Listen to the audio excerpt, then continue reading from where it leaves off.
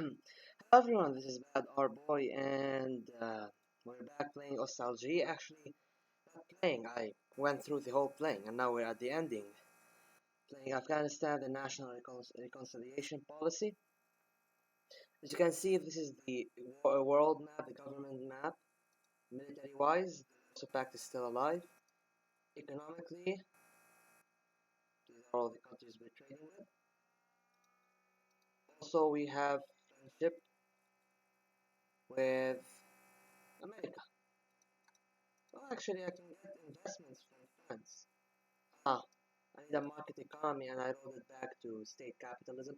Here we have the government, we have Watanjar as our ideology ministers, and we have Kishman here and Najibullah as our leader. We are a social democratic system. I don't know if you guys can hear me. Hopefully you can hear me. Free party, we already did like 3 elections. State capitalism, liberal freedoms, and the party line is centrism. And here's the pie chart. We supported left forces in Algeria and in Nepal. How to get this? Well, first of all, in the first event about Operation Typhoon, I persuaded the Soviets to stop the operation. Afterwards, I had to, liberalize I had to liberalize as fast as possible to become reformist by June 1990, where you have to, transform the party and enter negotiations with the opposition. Then there's, of course, you have the Pakistan event. In Pakistan, the Pakistan event, you enter negotiations with them, and I will accept to negotiate with you. Actually, as you can see, uh, what? Well, in the science part, I rushed this first things first, and did this, and this, and I chose to restore private property. I rushed this, and I managed to actually save the socialist camp for as much as I could. Um, let's add a few music.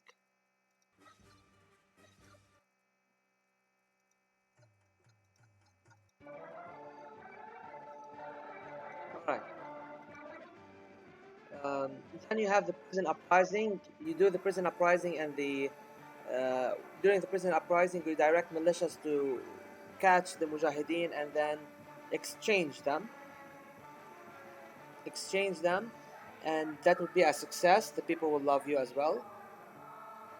After that, when the king returns, you allow the king to enter politics with his own party, which makes part of the opposition split off and serve in the Afghan army, swearing allegiance to the king.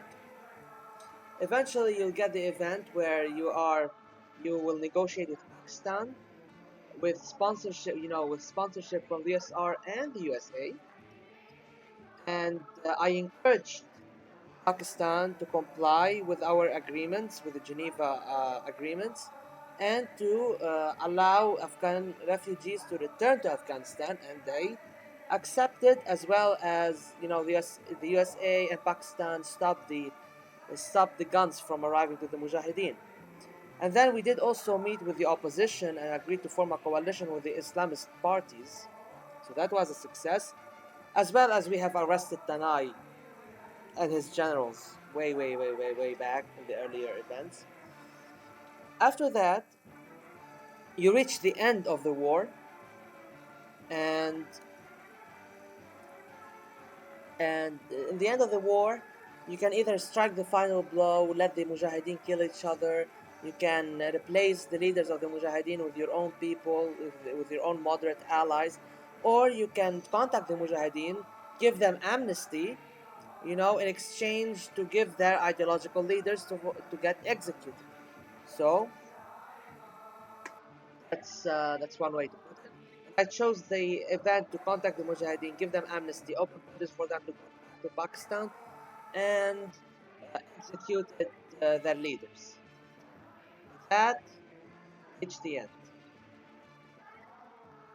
Political position influenced by Soviet and dear comrade imperialists, I did not know we had this achievement. Dear comrade imperialists means Take away from the Soviet Union for favor of the West, or create a liberal democracy. Yes, create a liberal democracy, and we did it as Afghanistan. I've read this in the stream before, so let's see. Says there, democratic socialism with Islamic characteristics. The DRA government also cooperated with the moderate part of the opposition, agreeing to hold free democratic elections and create a joint coalition government. Thanks to the relative liberalization of the regime and the proclamation of Islam as the state religion, a significant part of the opposite sided with the DRA, abandoning the guerrilla warfare. Over time, the country fully transformed into an analog of liberal democracy with two leading parties: the Social Democratic Party Watan and the right-wing conservative Islamic Party of Afghanistan. The economic system. The gradual stabilization of the situation enabled the government to launch economic reforms within the framework of socialism. Most enterprises are still in state ownership, but the production of light industry and consumer goods was completely transferred to the management of local collectors. To support the sole peasantry are being carried out in agricultural regions, and the government is actively providing loans and incentives to rural workers to purchase equipment. The massive construction of schools, hospitals, and housing complexes were able to significantly raise the standard of living of the population. And thanks to Soviet help and specialists, Afghanistan is developing more and more knowledge-intensive sectors in the national economy every year. The Soviet Union. The reforms that have taken place in this, basically, Zerivansky Zero began insurgent speech. Attack the protesters. It's already a scared crucified propaganda which allowed negative criticism from Gorbachev marked the beginning of an official split in Soviet leadership. You can read this, I don't really care much about this. Thanks to the programmatic leadership of the government, the Ministry of Internal Affairs of Qatar implemented reforms result in a workable police system in which guarantee the safety and quiet life of our citizens. The successful reforms in the field of the protection of foreign agents were allowed to strengthen the influence of our special services in the world stage. For the past few years, our country has been able to increase the pace of economic growth and begin the course towards industrialization. Conducting forced construction of factories allowed us to increase the potential of our economy and markedly strengthen our role in the global world economy. As a result of this, we were able to bridge the gap with developed countries, starting a rapid movement toward building an industrial society. The government of our country managed to carry out successful agrarian reform, which significantly improved agricultural production, productivity, and the technical equipment of agricultural enterprises. The logical result of this was an increase in the production and consumption of food per capita, which had a very positive effect on the standard of living and the health of our citizens. We have no nukes. Poland is pro-American, Czechoslovakia, Hungary. Romania is under Ceausescu and is a close ally. Bulgaria is liberal, conservative, and Mongolia is still an economic partner. Also, we're in the CMEA, that means. Weird. Okay, left National is a commercial partner, Vietnam, economic partner, Libya, conservative socialist, and commercial partner. Iraq, third way preserved, China, commercial partner, Cuba. Alright. Yugoslavia broke up, Germany united, Greece remained in NATO, Yemen united, Algeria and Nepal had the left coalition win. The Soviets still leading the socialist world. And here we go, the national reconciliation policy. The Democratic Republic of Afghanistan government succeeded in negotiating with the moderate part of the opposition, moderate between quotations, and after the completion of the supply of Pakistani weapons, the remaining radical Islamist opposition was defeated, and the government successfully entrenched throughout Afghanistan. In 1993, the first general presidential election was held, in which the current leader of the country successfully won. The situation in the country has finally stabilized. A constitution was adopted that enshrined the dominant position of Islam and allowed the use of Sharia. And the representatives of the clergy and Mujahideen also entered the new single government. The long-awaited peace has come on Afghan soil.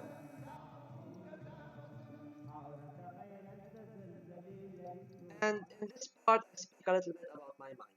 Just like the Korean Confederation ending, you know, the DPRK became, in a way, a social democracy, and so did South Korea. And they both moved towards one another and create a unified country in the long run. Created first a confederation and later on a unified country, be it a federation or a unitary system. And as much as it's not the socialist good ending, in a sense, it is a good ending because that Korea preserves neutrality. It preserves neutrality. No war, no nothing going on in Korea. No American bases, no Soviet bases for that matter.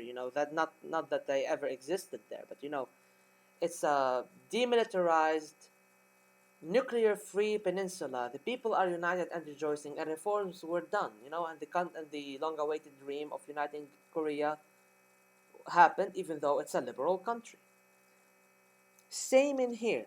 Afghanistan. You can win as Afghanistan as a hardline socialist regime. You can strike time after time. You can entrench socialism, defend the people, and all the progress in all fields that socialism granted Afghanistan, and you can deal the final blow to the opposition and to the Mujahideen, the Taliban, the hardline Islamists, and you can also impose sanctions upon Pakistan. You don't have to negotiate with them. You can win that way. And I did win that way before. We were playing the Saudi Revolution, and I showed you that, even though I had to cheat the system by allowing the Pakistan event to, go on its own so it can mark as Pakistan getting sanctioned, but I wasn't as good as playing Afghanistan then as I am now. Second thing is, am I still recording? Yes, I am.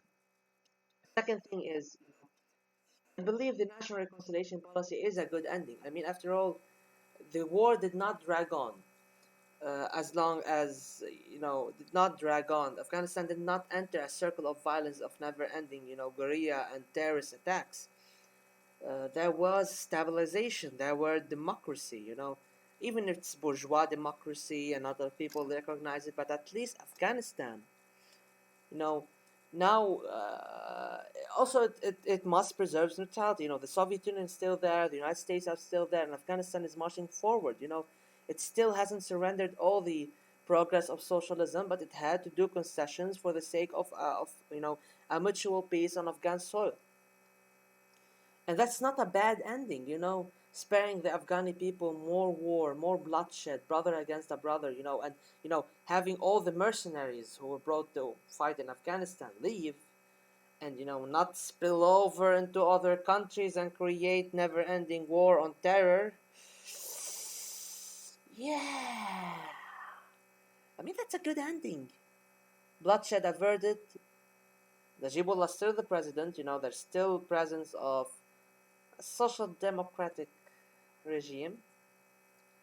It's not a bad ending. It's not the preferable ending for Afghanistan, in my opinion. Moving towards Marxism-Leninism with Islamic characteristics would be a better ending overall, but that did not happen. And comparing to our world today and what happened in Afghanistan, you know, the never-ending civil war, in fact, it never ended.